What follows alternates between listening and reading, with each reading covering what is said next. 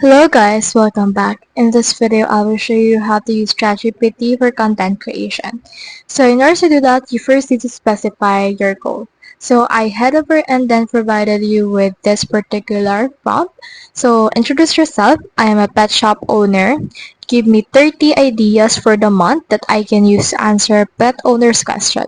So make it your goal to help people that is actually your audience.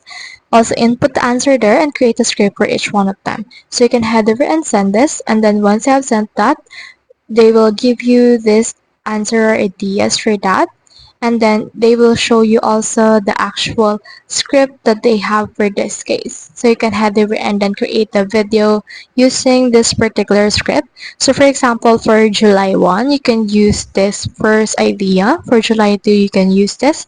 July 3, this, and also all of this case right here. So you can head over and then just use them to your liking. However, if your content is not a short form content but rather a long form content which involves 8 minutes, you can head over and then go to another tab of ChatGPT or to another chat of ChatGPT and then say another prompt.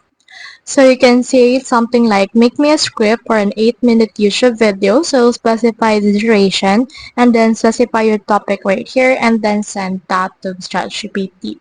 So it will show you this one. So as you can see, this one is actually a script for when you record it yourself.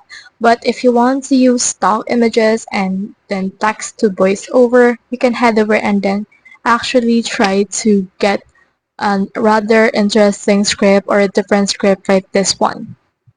So if you're looking for that, you can say something like, make me a script for 8-minute YouTube video about dogs.